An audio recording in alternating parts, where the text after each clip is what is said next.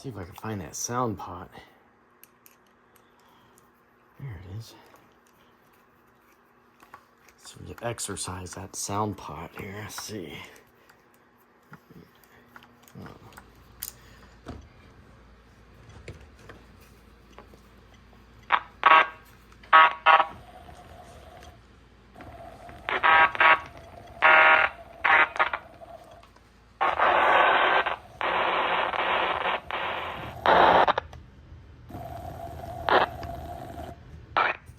All right, as you can see, I got another project, another Penzi project. This is a model of a Phase 1 GP7 made by Atlas O in the early 2000s with licensed Lionel and Train America technology in here.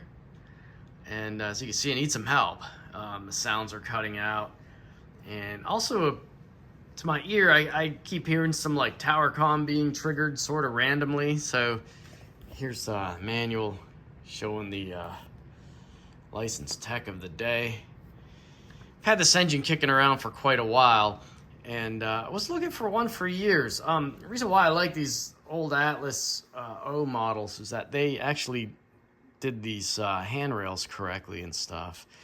Now, my plans for this, I think I'm going to turn this into a Blunami engine. I'm going to pull out the EOB, save any of those good EOB parts and Lionel parts for other things, I guess.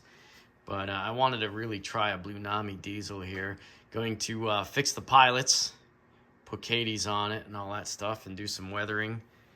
Should be an interesting project. I've yet to run this engine all the way around the layout. I should probably try that, huh? See if I can at least do one lap in its current form and see if it'll at least make it around once. So you can see here, I already have an Atlas GP7 Phase 1. This is actually a dummy. And I did some videos on this a few years back. And at the time, I bought these 3D printed adapters for the Katie coupler box and to set the pilots here, set them to fixed. I can't source these anymore. I don't know where to get them. I got them off Shapeways, so I'm going to make my own versions, I guess. And that should be fun. So yeah, I think I'm going to try to get one trip around the layout with this engine and then take it into the shop. I got the sound off, but you can hear that classic switching frequency for the motor control.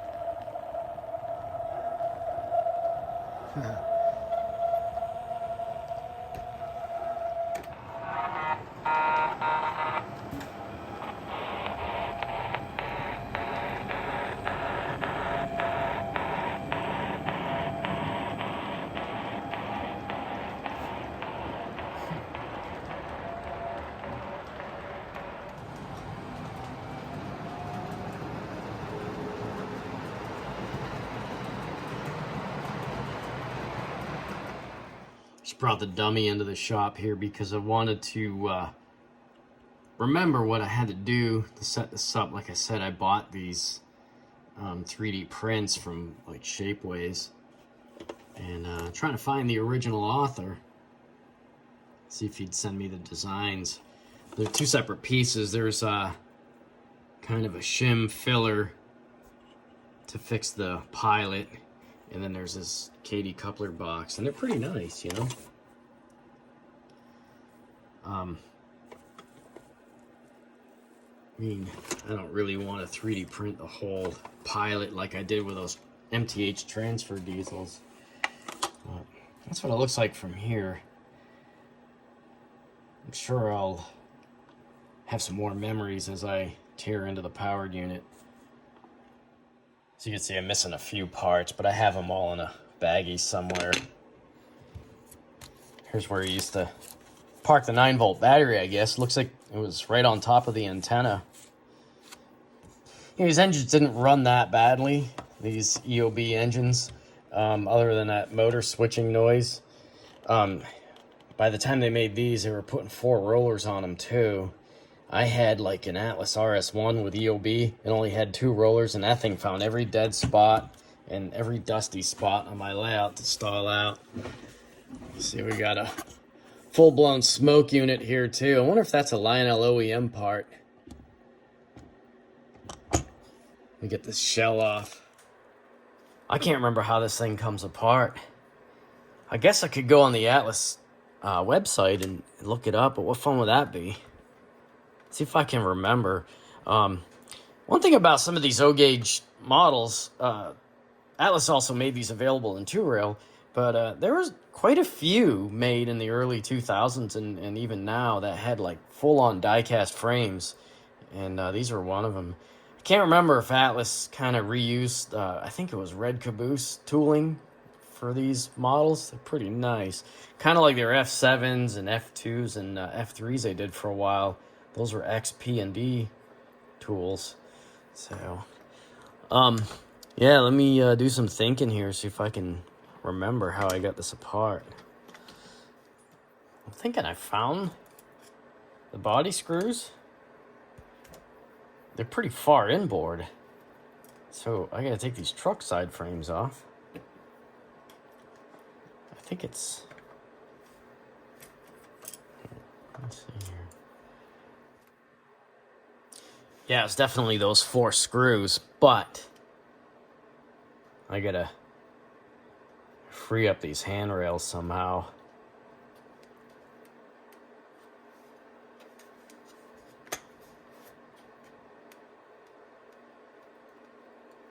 Should probably read the manual once in a while. No mention about how to free the cab from those handrails, though.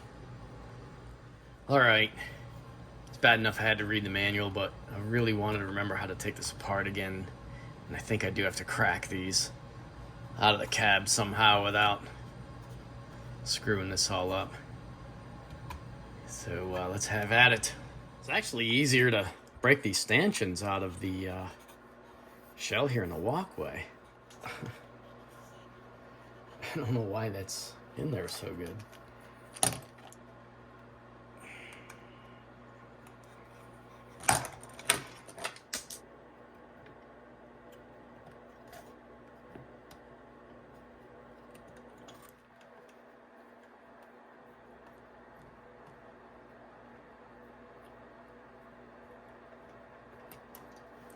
This thing's got pretty good paint. I haven't really chipped anything up yet. Not that I'm really worried about it. It's gonna get weathered anyway. And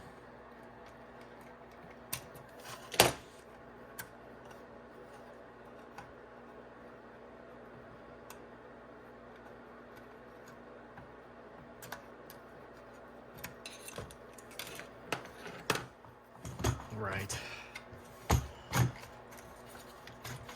The big reveal. Whoop. Oh, wow, that was cool.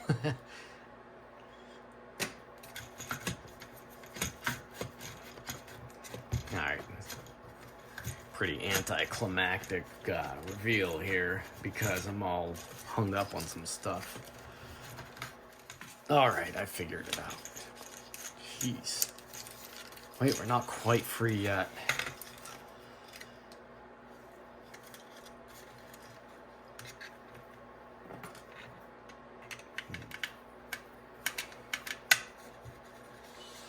You know, a lot of this hardware is not going back in here.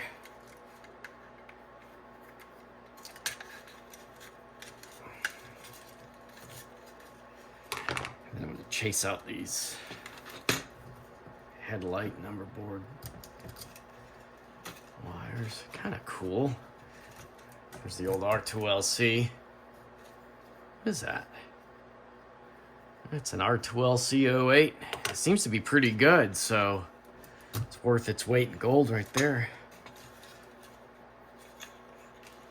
Here, you see this thing is pretty well stacked in here.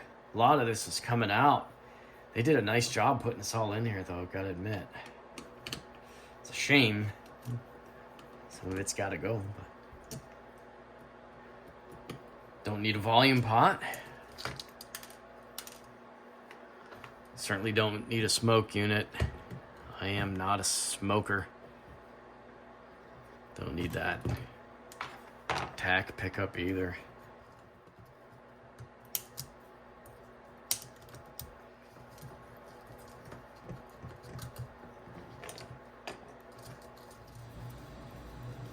Smoke unit's fighting back, doesn't want to leave.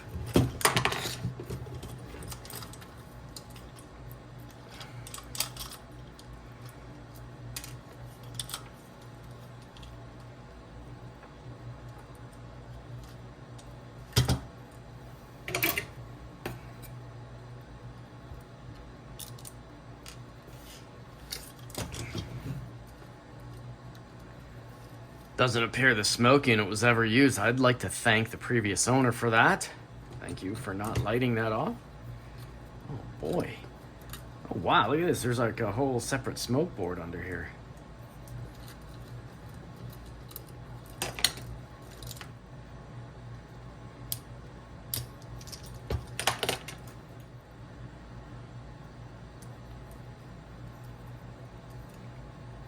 Here's the optical pickup for the TAC. We're working on the mystery of how to remove this EOB motherboard. And these guys, look at this. I don't know if you can see this. They actually kind of through-holed and nut and bolted stuff together. So even right through that bridge rectifier, there's a nut under these air tanks. So I got to get in there and figure out how to get this fuel tank off here. All right, interesting. They just slid over a couple of bosses in there.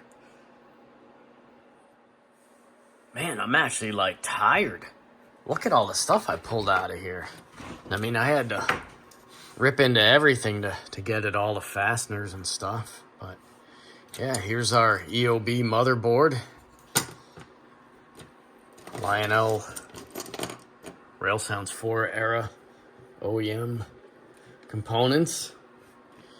Got our die-cast frame here. I mean, even the smoke unit, they had an extra board to run it.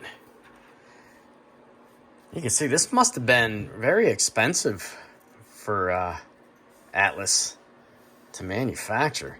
Die-cast frame with all these standoffs and receptacles for all the hardware they put in here. Pretty wild.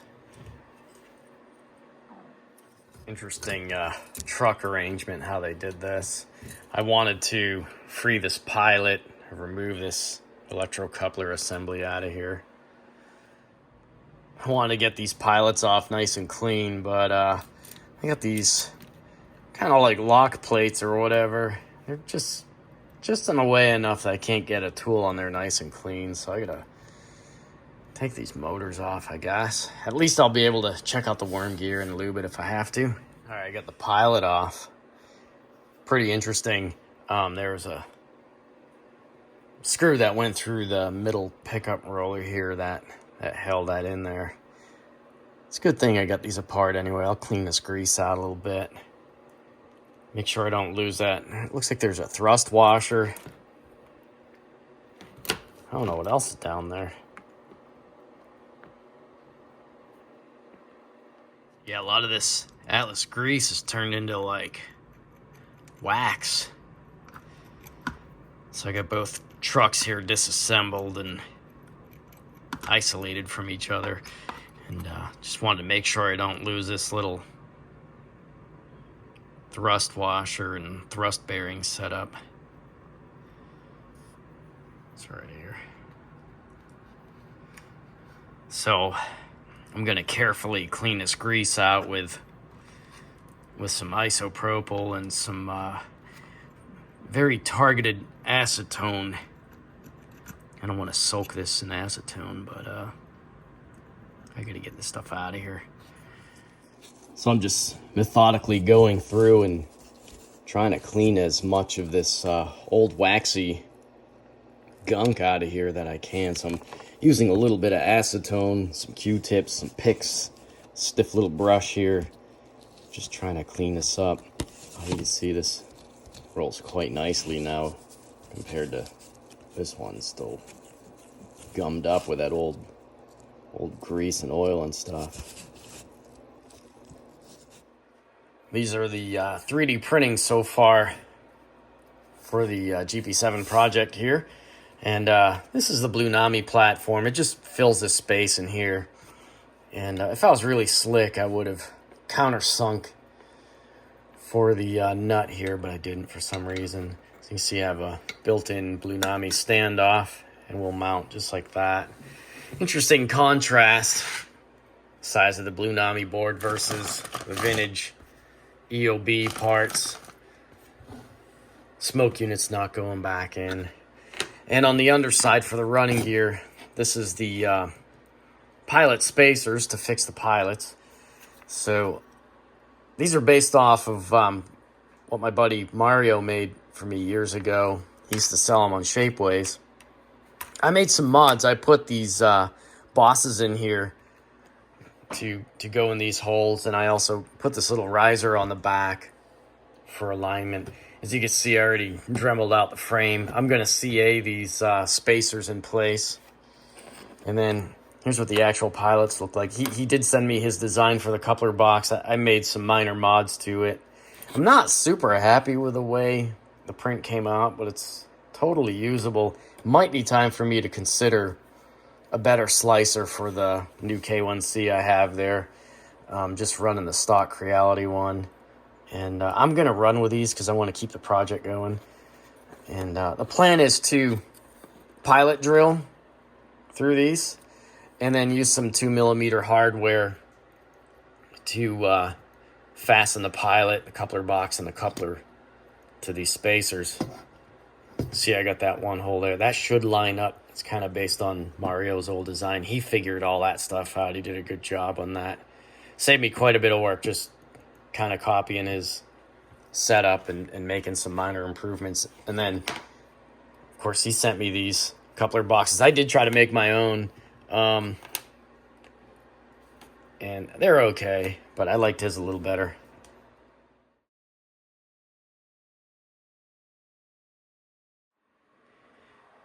It took a few iterations, but I got the pilot spacers and the coupler boxes worked out. I had to play around with the height of the spacers, so I went through a couple 3 prints of that to get the height correct. And then I ended up resin printing these coupler boxes. My old pal Mario was able to send me his STL for these, and with some slight mods, I got them to work out pretty good. So we're all set with that. And I actually got all the wiring done, so I'll show you that here in a second. Well, here's our wiring job. As you can see, it's pretty minimalist compared to the rat's nest of stuff we took out. As you can see, I'm not putting smoke back in. I'm just going to stick with the lighting. So here's a 4408 board sitting on my 3D printed mount. Nothing too fancy. The original speaker turned out to be good. I was having trouble with the Rail Sounds audio board. So the speaker's fine. It's a 1 watt, but it'll work good with this as long as I keep the volume down to a reasonable level. If I kill it, I'll just get a new speaker, one of those Visitons or whatever people are using lately. So here's our power conditioning unit. It's just a full bridge rectifier and a filter cap. It's a 1000 microfarad filter cap, 35 volt. You could use a 35 or a 50 volt polarized cap here for this. The reason why I went with a 10 amp is it's a bit of overkill, but it's a very common package you can get off Amazon. It's got a through hole mount right in the center that you could just use like a 440 to mount through your frame with. So very common Amazon parts there you can get off Amazon or eBay. And I did reuse the Atlas lighting boards. They're pretty nice. The circuits look like this. I had to trace them out because they wired them a little funny to get the directional lighting off the EOB boards, but I ended up cutting off those little JST connectors and traced out what was going on each board. You can see here the markers and the headlights are actually 2 separate circuits. Red is a common wire. It's positive, so it worked out good for this board. And blue lights up your markers and black lights up the headlights. And there are some dropping resistors and just a filter cap across them on each board. So what I did was I put some 1K resistors in here too, just to keep the just to keep the brightness at a reasonable level. And the red wires went into feature common on the 4408. I'm not using a buck boost, so the max voltages we'll see is 18 volts AC at the track, which runs about like 25.5 volts DC at the board, which is pretty safely under its max rating. So that's why I do the extra dropping resistors. And these aren't getting heated up a whole lot, so they're probably running 10 milliamps through them. So that's why I can mount them right on the terminal board here. But if you're running them a little warmer, running a little more current through them, I suggest floating them somewhere. But anyway, that's the basic wiring. And I'll show you my Blunami settings before I put this back together.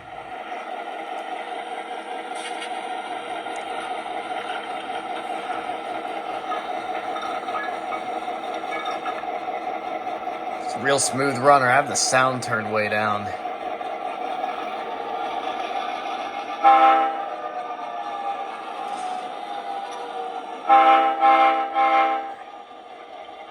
I have the auto horn for stop and reverse. I didn't turn it on for forward.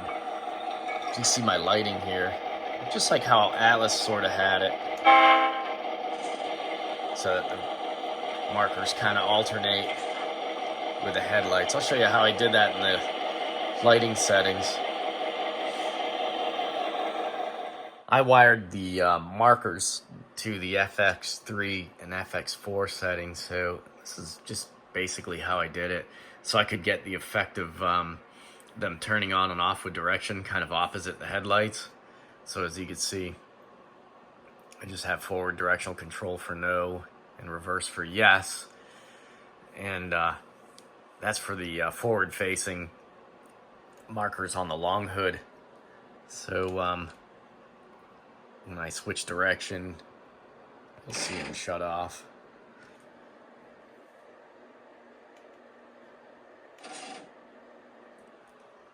So pretty basic. And then you can actually turn them on, just disable them in this menu here. I got this particular 4408 board that had the early EMD sound, so I have the 567 non-turbo selected for the prime mover. And I chose the Leslie S3L. I think that's pretty right. I'm not the biggest diesel expert, but for my research, that seemed correct. So pretty basic. Did the slow bell, I don't know. Some of this other stuff I don't really know exactly what these would be in real life, but there's no head-end power type stuff in this engine. So the other interesting thing is setting up braking, and this particular prototype didn't have dynamic brakes, so I'm not worried about that. I did play with the sound, it's kind of cool, but I did play with the train brake and the independent brake, and these are my settings here.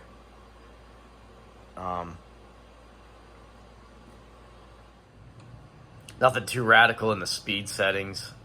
Just did the 3-point speed table. Set some kind of nominal XL, decel settings just for the workbench. We'll see how they work out when they get on the layout. I haven't done a Blunami diesel yet, but we'll find out when we get to the layout. It seems pretty smooth though. I mean, that's first speed step there.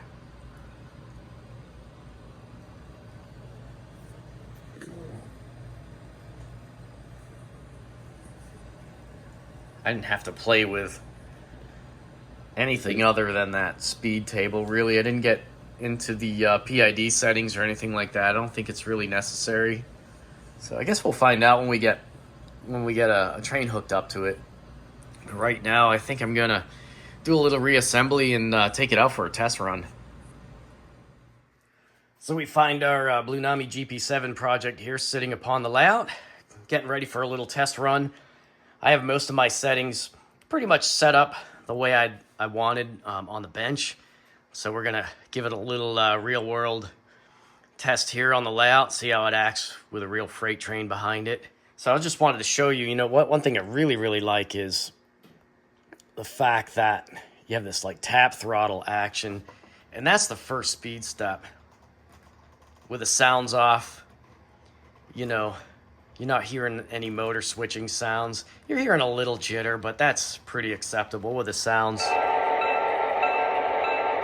You know, they're not tuned as hot as some of our 3-rail closed loop control systems.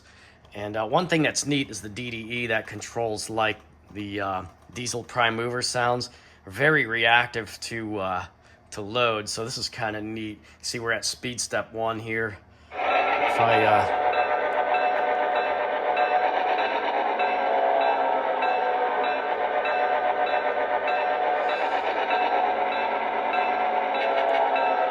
it's responding to the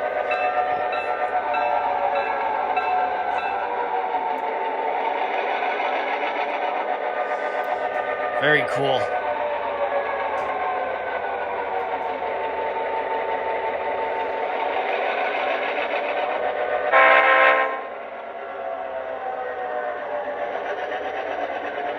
Moves out very nicely.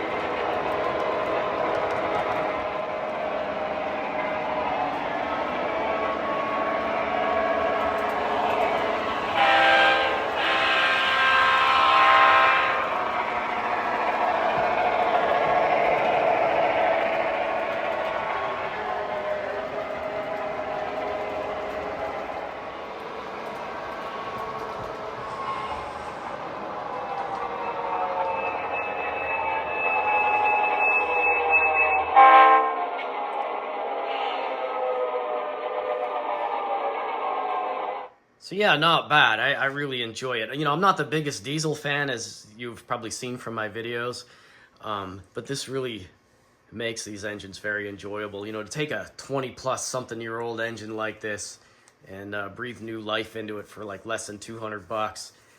It's pretty cool. It's a neat time to be enjoying some of these products that are out there now. Just want to talk about some quick things. This isn't like getting too far in depth with this stuff, but since this is full DCC and I'm still like a total noob to this, you do have the option to go through and actually edit full-on DCC control variables. And the one thing I like to turn on, I'm pretty minimalist with this stuff right now, but one thing I like to turn on is this CV198. This turns on some auto sound enables, and there's a couple auto sounds I like. There's the auto brake and some auto horn whistle options, and I'll show you these. I like to set up CV 408 and 409, the reverse and stop whistle signals, mostly so I know that the engine has come to a complete stop. And the numeric value that you add in there, it's explained in the manual. I found a lot of this stuff was actually easier to like Google search on the internet, and it would either bring me back to Blunami's manual, or you could find some tutorials on YouTube. And I've been slowly making notes on this stuff so I can set up all my Blunami projects the same way. I didn't turn on the forward whistle signal because it's just a little too obnoxious, especially when you're doing switching or something. So the automatic brake squeal is set up by the CV196, you know, after you enable 198. And I set mine for about 60. It gave me pretty decent brake squealing sounds during deceleration. And plus you'll get different brake sounds for what brake you select, independent, engine, or versus train. So it's kind of cool. So I think we're about ready to head into the shop here and get this thing finally put together. Here's the MU hoses and brake hoses and stuff like that to put on the pilots. Still sealed in the original pack. I gotta reattach a spring hanger. And some mint traction tires, don't need, go back in the box. And I got this gem from the old TMCC era, a Cab 1 overlay. It's pretty cool. So I got some steps to put back on, some other minor things. I really don't want to put these on. I didn't put them on my dummy unit. And I don't think Penzi actually used these. From what I could see, they had the canvas rollers. And these just look like they want to break off if you look at them too hard. So I think I'm going to skip that. I can live without them. So these Atlas models, you know, you get to know them pretty well because all the detail parts fall off. But as long as you can find them, they're not too bad to put on. So I got this horn assembly. I don't know if that's actually the most correct for Penzi. The ones I've seen, they're all three horns or bells or whatever are facing the same direction. But it's kind of funny. This one's pointing directly at the smokestack. And I only set this up because this is how I pulled the dummy unit out of the box, was set up like this. So I'm just doing it to match. But it'd be kind of funny to have a smoke effect that kind of blows out when you blow the horn. Like you go, you get like a kind of a dissipated puff or something. I don't know. I don't run smoke, but it would be kind of funny. See if anybody would catch that. So anyway, we got all our parts put back on. I got one more little piece here. Goes under the brake cranker here. I like to use this Tamiya extra thin cement to attach pieces like this. If you just touch it to the joint or the seam or whatever, it wicks in real nice. Doesn't seem to like spread beyond where it needs to go. It doesn't attack the paint or anything. And then it's just easy to manage. You know, you can kind of set the part in place first and kind of weld it. Yeah, that's not going anywhere now. Yeah, I don't know if you could tell, but I, you know, had to shave the ears off the Katie box here. And again, I used 805s. I just really prefer 805s. They're just a little easier to use, I think, on a layout. They lend themselves to grabbing onto other couplers much nicer than the 740 series, in my opinion. I think the 740s are slightly better looking, but these work so much nicer. I ended up changing out those little 2mm cap screws for these like 2mm sheet metal screws. I just got a better bite into that 3D printed pilot shim. So I felt that was a better setup. And here's my leftovers, my various experiments and stuff. So now I can discard this stuff. I liked Mario's coupler box a little better than mine. These are some of my initial tries. But anyway, we're about ready for paint. So if you could tell how bright my shop is, I redid my lighting in here. So a little side project. Just about done, and I didn't go too radical on this weathering job. As usual, I looked at a lot of pictures of the prototype, and being probably still relatively early in their careers for the era I model on my layout, these wouldn't have been too beat up. I also kind of weathered this to match a dummy unit I did a few years ago. So again, that wasn't like a real radical job there too. So wanted them to kind of look like they were existing in the same timeline, basically. So I did look up these cab numbers too, and Atlas did a real good job modeling these. So there's a lot of info on the Penzi Jeeps, or the ES15Ms if you want to call them that.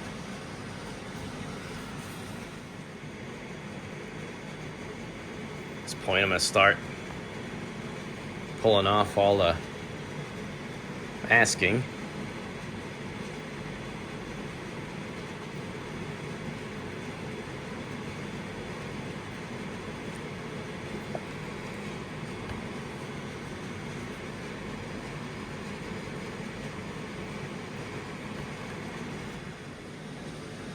I was able to remove my masking without trashing these nice little wipers. That's why I use that blue tape on there.